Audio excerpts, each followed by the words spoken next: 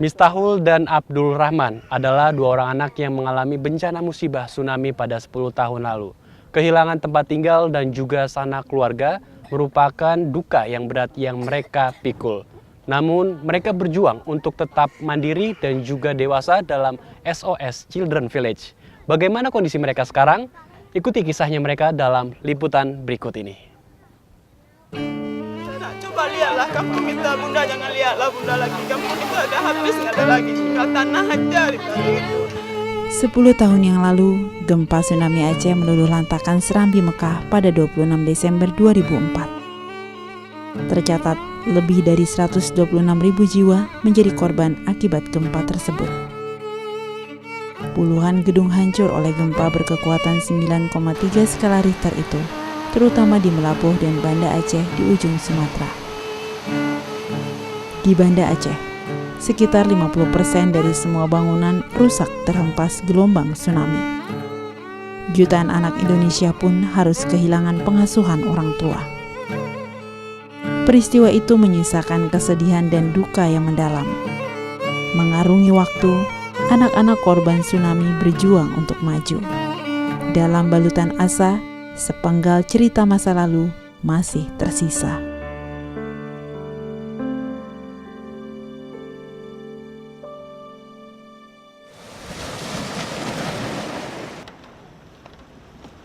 Nama ulun tuan Miftahul Jannah. Ulun tuan berusia jino 17 tahun. Waktu kejadian tsunami yang ulun rasakan, ulun tuan sangat takyo karena sebelum-sebelumnya ulun tuan belum pernah kena kejadian lagi nyan. Yang ulun tuan lihat setelah tsunami IJDE, rumah-rumah pada hancur mandum. Hanale yang sapu yang tinggal termasuk rumah ulun tuan dan keluarga ulun tuan yang ka hanale mak ngonaka ulun tuan. Itulah cerita Miftahul Jannah tentang suasana terakhir di rumahnya sesaat setelah gelombang tsunami menggulung seluruh desa 10 tahun lalu. Ia adalah anak ke-6 dari 7 bersaudara. 3 orang kakak dan ibunya telah meninggal dunia dalam bencana maha dahsyat itu. Pasca tsunami, Miss tinggal bersama kakeknya di desa Tanjung Deah, Kecamatan Darussalam, Kabupaten Aceh Besar. Kemudian, Miss melanjutkan kehidupannya di SOS Children's Village, Banda Aceh. Alhamdulillah dengan kakek padum bulan, kakek ulun tuan gedepe na tempat yayasan SOS. Jadi ulun tuan gejuk le kakek lun tinggal ba SOS sampai jino. Dari Glahpet 2006 sampai jino. Sebelum ji ulun tuan ngulun tupe SOS nyan kiban. Tapi setelah ulun tuan tamung ke SOS, jino ulun tuan ka lun kibannya SOS. Miss merajut hari demi hari di SOS Children's Village Banda Aceh. Deretan rumah dengan halaman luas dipenuhi tawa gembira teman seusianya, perlahan membuang rasa trauma dan kesedihannya. Setelah lun tinggal di SOS, ulun tuan sangat merasa ulun tuan nak keluarga baru. Contoh ji lagi akak lun yang kahanale, jadi naso meganto di SOS dan cit mak lun lagi hanale, jadi di SOS na yang peganto sebagai mak lun. Awal-awal ji lun pun banlu tsunami, lun merasa trauma. Setelah lun tamong ke SOS, ulun tuan karena letak kegiatan yang menemani ulun tuan dalam surau-urau, jadi ulun tuan rasa trauma, bacut demi bacut, gaduh di pikiran lun. Di rumah 12, Miss memiliki keluarga baru. Miss menjadi seorang kakak dan saudara bagi anak-anak yang senasib sama dengannya. Perbedaan jino ngon segolom tsunami, perbedaan ji cukup berbeda. Pasti ji seorang anak pasti mahat kumpul nge keluarga ro. Perbedaan ji lo merupakan keluarga yang lebih rame di SOS, dan ji pelajaran hal-hal yang lebih berbeda segolom tsunami.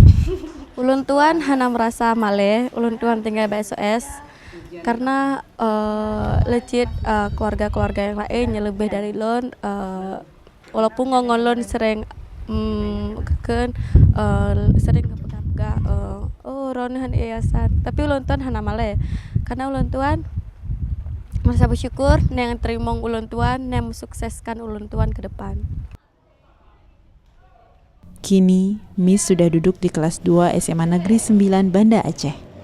Ia sangat menyukai taekwondo. Ketertarikan Miss pada olahraga bela diri taekwondo dimulai saat ia duduk di kelas 5 SD. Kesungguhannya berlatih taekwondo mengantarkan dirinya masuk ke asrama binaan Dinas Pemuda Olahraga Provinsi Daerah Istimewa Aceh. Berkat ketekunannya, ia kerap dipercaya terjun mengikuti berbagai macam kejuaraan dan meraih banyak medali emas. Ulun tuan ikut taekwondo sampai ulun tuan tamong ba asrama olahraga. Nan pun ulun tuan hobi latihan taekwondo. Ulun tuan dengar sebuah informasi bahwa Indonesia Aceh nacit sikula atlet. Jadi ulun tuan tertarik dengan sikulanya. Setelah ulun tuan selesai SMP, ulun tuan langsung tes ke asrama melewati tahap tahap tes kesehatan, tahap tes fisik. Alhamdulillah ulun tuan lulus ba SMA-nya. Ulun tuan ikut taekwondo sampai ulun tuan tanding. Pertama ulun tuan galak kacit termasuk dalam hobi ulun tuan ikut bela diri taekwondo sampai ulun tuan jino ulun tuan tanding luar.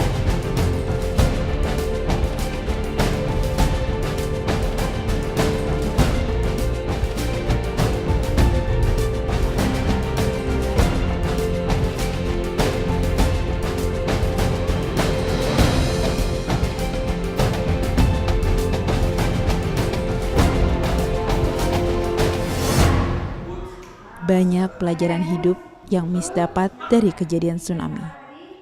Duka tsunami bagi dirinya justru kini menjadi pemicu asa yang tak ternilai harganya. Ia ingin mengubah hampa menjadi makna, mengubah air mata menjadi senyum dan tawa. Pelajaran yang lu dapat setelah tsunami, lihat pelajaran yang lu dapat, terutama mungkin yang hana tsunami, sugam tsunami ulun tuan hana lagi nyo pasti ulun tuan hana tat le tepu le hal. Setelah tsunami ulun tuan le dapat mempelajari banyak le hal, mau nyan pelajaran ataupun hal-hal yang lain. Miss Taul Jannah untuk menjawab soal nomor 1 halaman 88. Tugas D. Jawaban nomor 1 D. Jawabannya it's not us sharing over sleep me. Setelah tsunami, ulun tuan sangat bersyukur karena ulun tuan hanjit putus asa, hanjit sep udip ulun tuan jinan. Walaupun tsunami kalah, ulun tuan tetap harus semangat menuju ke masa depan ulun tuan yang lebih cerah. Hikmah yang ulun ambil dalam tsunami-nya, hikmah ulun tuan harus banyak bersyukur. Harus selalu bersyukur pada Allah, menjalankan semandum perintah Godnyan. Miss kini sudah mandiri. Namanya yang diambil dari bahasa Arab Miftahul Jannah punya arti yang indah, kunci surga. Ia ingin keberadaannya membawa cinta kasih dan harapan bagi sesama. Bukan tanpa maksud Tuhan mengizinkannya menikmati nafas kehidupan. Miss percaya ada peran yang perlu ia jalankan. Adek-adek latihan hari yuk. Mau. Harapan ke depan. Harapan ulun tuan ke depan pasti ulun tuan sukses, membahagiakan keluarga ulun tuan dan juga keluarga SOS, menjadi seorang guru yang bisa kasih contoh kepada generasi yang akan datang. Gimana saya hidup mensyukuri kehidupan yang sudah terjadi, biarlah yang kali bahalih gede ino lanjutkan masa hidup yang baru yang lebih god. Yang buat saya semangat itu karena yang buat ulun tuan semangat karena ulun tuan kabar pikir meno yang berlalu biarlah berlalu jino teo ta bangkit menuju ke masa depan yang lebih god. Jadi hana kata-kata putus asa, hana kata-kata putus asa jit ino mantau. Jadi ulun tuan tetap semangat menuju masa depan ulun tuan yang lebih cerah. Pesan-pesan ulun tuan di kampung, ulun tuan harus semangat, harus belajar berajin, begepatih ngongon urang yang kajino biaya dino hidup. Bekna kata-kata ulun tuan hanjut, jadi ulun tuan harus selalu mencoba walaupun sesulit pu yang nanti ke. Tsunami waktu itu hari Minggu tanggal 24 tepatnya. Ketika itu kan tsunami itu kan diawali oleh gempa dengan kekuatan 9,8 skala Richter.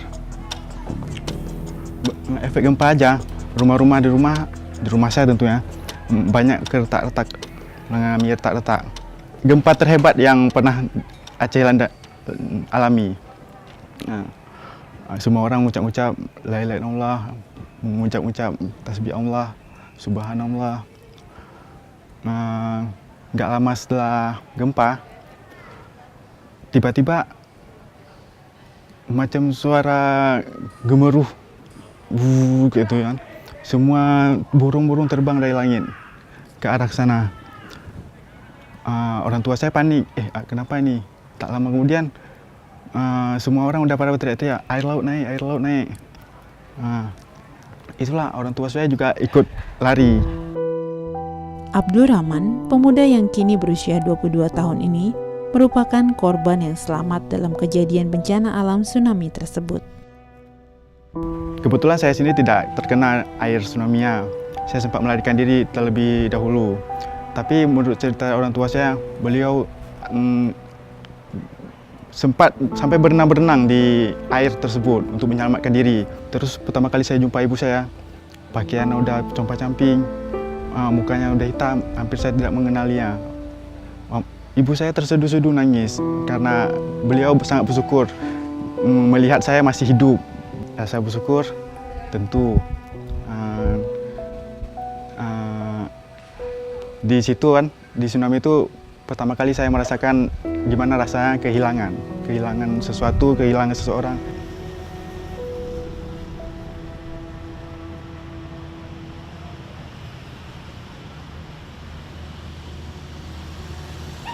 Assalamualaikum.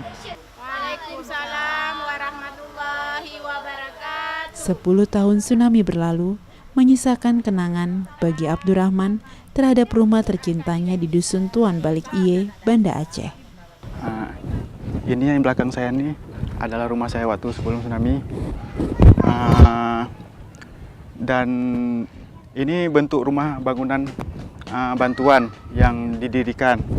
Sebelumnya rata tersapu dengan tsunami.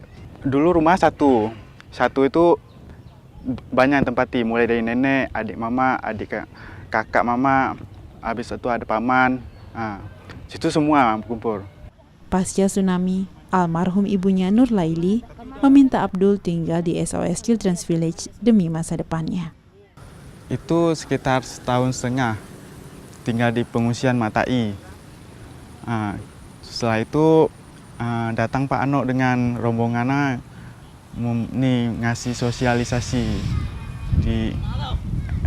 Ketika itu ibu saya yang ikut untuk mendengarkan sosialisasi Pak Anok. Dan ternyata ibu saya tertarik karena itulah sekolah saya dengan pengungsian jauh, itulah biaya nggak ada untuk pergi. Itulah ibu saya berpikiran sampai situ. Tapi ya namanya saya anak kecil dulu, ya saya nggak mau lah jauh dari orang tua. ke sana, ibu saya nggak sayang lagi sama saya. Awalnya sih ibu saya ngimbing-ngimbingin saya, ini ikut SOS masuk, ntar ibu beliin sepeda, kata. Wah, saya tertarik. Kebetulan juga kawan-kawan saya juga ada sebagian, hampir sebagian ikut bergabung untuk masuk ke SOS. Pertama kali saya pikirkan, aduh saya hidup dengan orang lain nih, gimana nih, nggak nyaman, merasa kesepian. Oh nggak kesepian, pokoknya merasa asing lah pertama kali tinggal sini. Tapi lama-kelamaan baru terasa keluarga. Mulai dari pembagian ibu asuh, habis itu pindah rumah kami. Ini kan rumah pertama. Untuk selanjutnya kan anak-anak terus bertambah, jadi kami pindah lagi. Kalau saya sih, kan saya anak sematawayang. Saya selalu dibatasi, ini jangan main ini, jangan main itu. Ketika di SOS berubah 180 derajat. Saya bisa semua, bisa main ini, main itu, bisa bareng-bareng. Itu sih. Kebersamaan kalau bagi saya, itu yang paling penting, yang paling saya dapatkan di sini itu. Abdul tumbuh dewasa. Ia kini tinggal di asrama putra. Di sini terdapat 15 orang anak termasuk Abdul yang dikategorikan sudah mandiri. Manfaatnya, kalau sampai sekarang saya kan udah bekerja. Manfaatnya attitude paling utama, kedisiplinan, itu sebenarnya. Kalau di dunia kerja itu kepintaran tuh nomor 2. Yang penting disiplin, attitude-nya bagus, itu sih. Mungkin kalau nggak ada tsunami, nggak tahu ya. Saya bisa kuliah sampai sekarang, lulus, bisa dapat kerja. Tapi ya itulah, ada banyak, itulah ada hikmah di balik bencana intinya. Ibunda Abdul meninggal 5 tahun setelah Abdul masuk SOS. Sepeninggal ibunya, Abdul meneguhkan tekad untuk membahagiakan orang di sekitarnya.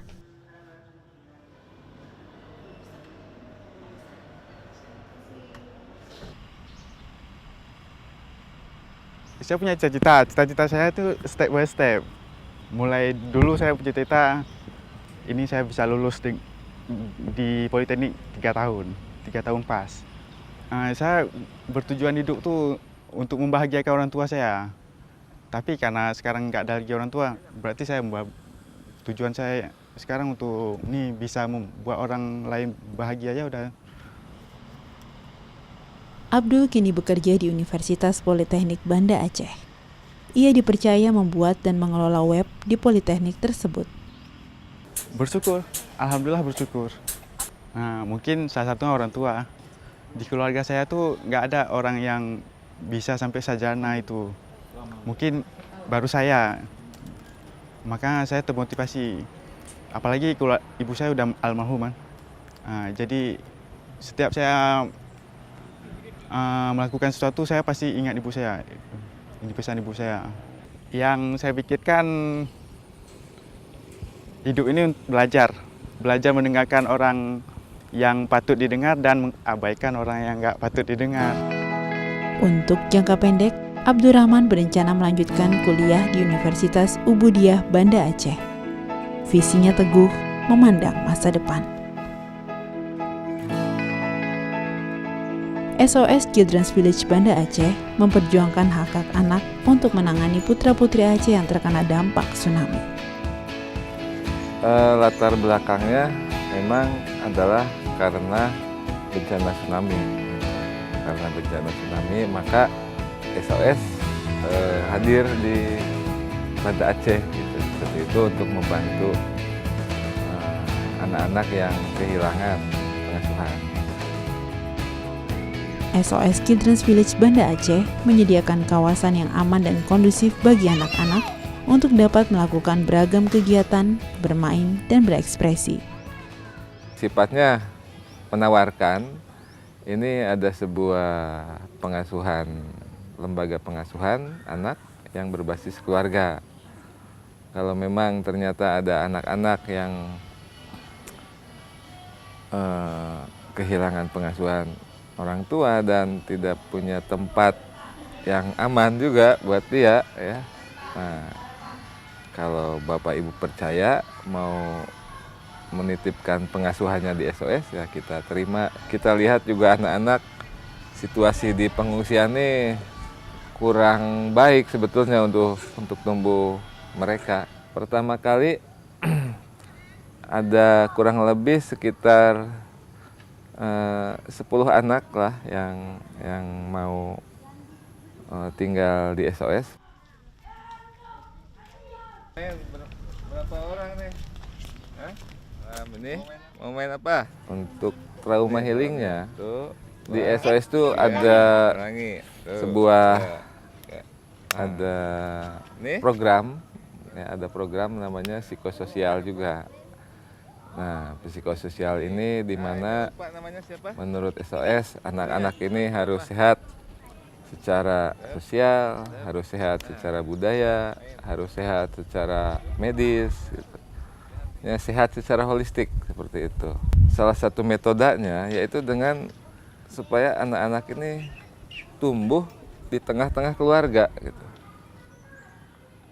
Karena anak-anak waktu itu sudah kehilangan pengasuhan, keluarganya sudah pecah, dan pada dasarnya anak-anak ini yang tempat yang paling ideal buat anak-anak adalah di rumah keluarga. Miftahul Janah dan Abdurrahman adalah anak-anak korban bencana tsunami yang menjadi binaan SOS Children Village. Mereka kini sudah tumbuh mandiri dan membantu membina adik-adik asuhnya. Waktu yang bergulir menghanyutkan duka masa lalu. Harapan kini bergayut pada keyakinan akan masa depan. Saling membantu adalah kewajiban yang tidak dapat ditawar. Dengan saling membantu, setiap duka cita akan menjadi ringan dan sukacita akan menjadi lebih besar. Jadikan hidup ini penuh makna karena setiap peristiwa mengukir sejarah. Jika Anda memiliki saran atau kritik, silakan kirim SMS ke 0889 8100 5000 atau ke website Dai TV dan media sosial Dai TV. Akhirnya saya Andrew Pakpahan beserta seluruh kerabat kerja yang bertugas mengucapkan terima kasih atas perhatian Anda dan sampai jumpa.